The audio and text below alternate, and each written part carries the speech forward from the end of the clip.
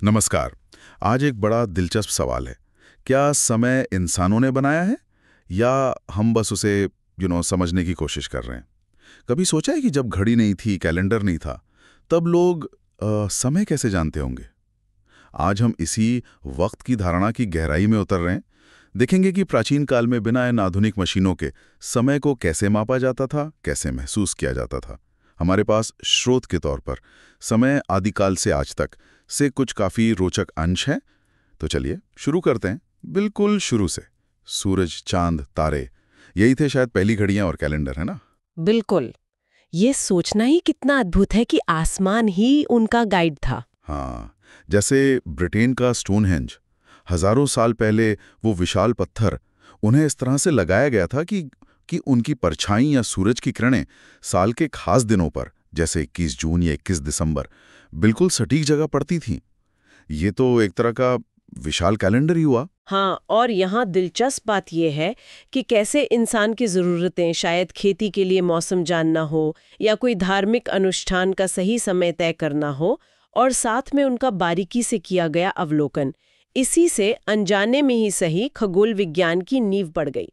वो सिर्फ पत्थर नहीं थे, वो प्रकृति के चक्रों को समझने और समय को साधने के अपने समय के हिसाब से जटिल उपकरण थे। अच्छा, तो मतलब ये सिर्फ खेती या पूजा पाठ के लिए ही था या कोई और भी मकसद हो सकता है इन सब का? देखिए, ज्यादातर तो यही लगता है कि ये दोनों चीजें जुड़ी हुई थीं।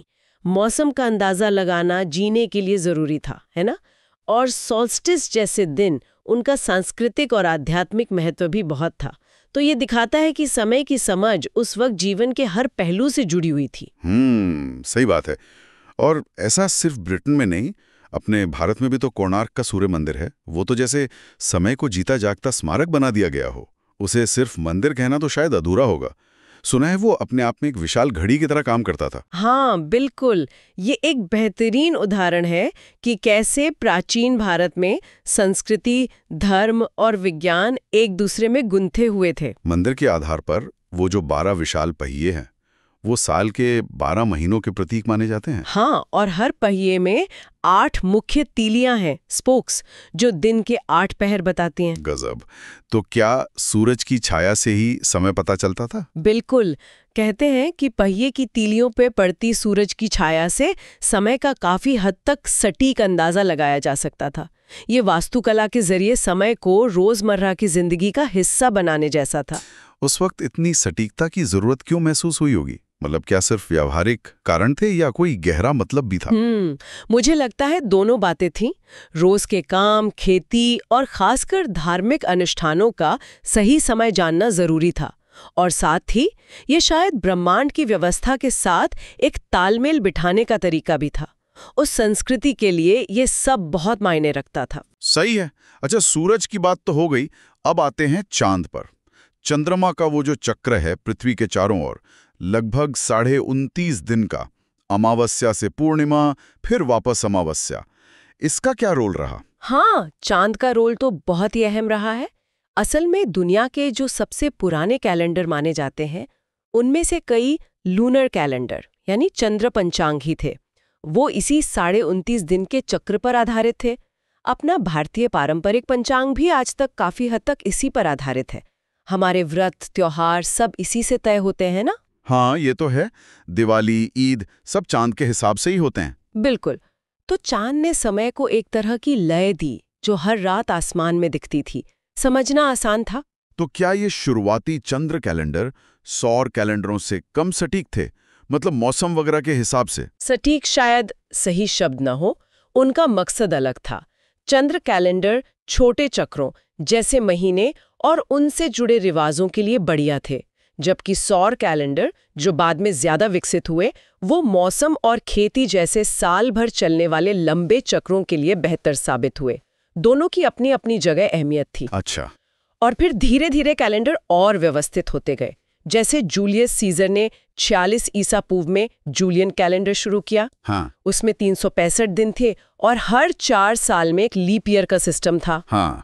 ये एक बड़ा कदम था समय को स्टैंडर्डाइज करने की दिशा में। और फिर उसमें भी कुछ सुधार की जरूरत पड़ी है ना? हाँ, क्योंकि पृथ्वी का चक्कर ठीक 365 दिन का नहीं है, थोड़ा ज्यादा है। तो जूलियन कैलेंडर धीरे धीरे मौसम से पीछे होने लगा था। अच्छा। इसीलिए फिर 1582 में पोप ग्रेगरी 13वें ने इसमें वो छोटा सा सुधार किया जिससे बना ग्रेगोरियन कैलेंडर, और वही आज हम सब इस्तेमाल करते हैं। कमाल है। तो इन कैलेंडरों का आधार वही खगोलीय चालें हैं, पृथ्वी का सूरज का चक्कर, चांद का पृथ्वी का चक्कर। लगते हैं करीब 365.24 दिन। इसीलिए साल 365 दिन का होता है, और वो जो चौथाई दिन बच जाता है उसे संभालने के लिए हर चौथे साल एक एक्स्ट्रा दिन यानी 29 फरवरी जोड़ दिया जाता है, लीप ईयर। समझ गया। और 12 महीने? वो चांद से आया। चांद पृथ्वी के लगभग 12 चक्कर एक साल में लगाता है, तो साल को 12 महीनों में बांटना स्वाभाविक लगा। तो ये जो मानकीकरण हुआ, स्टैंडर्ड कैलेंडर बना, इसका समाज पर क्या असर पड़ा होगा? सिर्फ समय देखना आसान हुआ या कुछ और भी? नहीं, असर बहुत गहरा था। सोचिए, एक जैसा कैलेंडर होने से व्यापार कितना आसान हो गया होगा। प्रशासन, दूर दराज तक संदेश भेजना, यात्रा करना, सब में सहूलियत हुई। इसने दुनिया के अलग अलग हिस्सों के बीच एक तरह की साझा समझ पैदा की कि आज कौन सी तारीख है। इसने ग्लोबल लेवल पर कोऑर्डिनेशन को मुमकिन बनाया। लेकिन यहाँ एक दिलचस्प मोड़ आता है। हमने इस समय को इतना ज्यादा नाप तोल लिया है, साल, महीने, दिन, घंटे, मिनट, सेकंड में, कि अब हम पूरी तरह मशीनों पर निर्भर हो गए हैं। दीवार घड़ी, कलाई घड़ी, फोन का कैलेंडर, रिमाइंडर। हाँ, और यह हमें गहरे विचार की ओर ले जाता है। हो सकता है हमारे जो पूर्वज थे वो समय को सिर्फ गिनते नहीं थे, उसे महसूस करते थे। सूरज का उगना, डूबना, मौसम का बदलना, चांद का घटना बढ़ना, शायद अपनी धड़कनें भी, ये सब उनके लिए समय का एक जीता जागता, अनुभव किया जाने वाला चक्र था। एक आंतरिक लय थी, सिर्फ बाहरी गिनती नहीं। तो क्या इस बदलाव ने, मतलब समय को महसूस करने से ज्यादा मापने पर जोर देने ने, हमारे अनुभव को बदला है, गहरा असर डाला है? मुझे तो लगता है बिल्कुल। हाँ, सटीकता बढ़ी है, प्लानिंग आसान हुई है, लेकिन शायद हम प्रकृति की उन लय और संकेतों से कुछ दूर हो गए हैं जिनसे हमारे पूर्वज जुड़े हुए थे। हमारी जिंदगी अब घड़ी की टिक टिक से ज्यादा कंट्रोल होती है, सूरज या मौसम के इशारों से कम, और शायद इसका जुड़ाव हमारे आज के जीवन की रफ्तार और तनाव से भी है। ये सोचने वाली बात है। तो आज की इस बातचीत को समेटे को हमने देखा कि समय की समझ सूरज और चांद को देखने से शुरू हुई।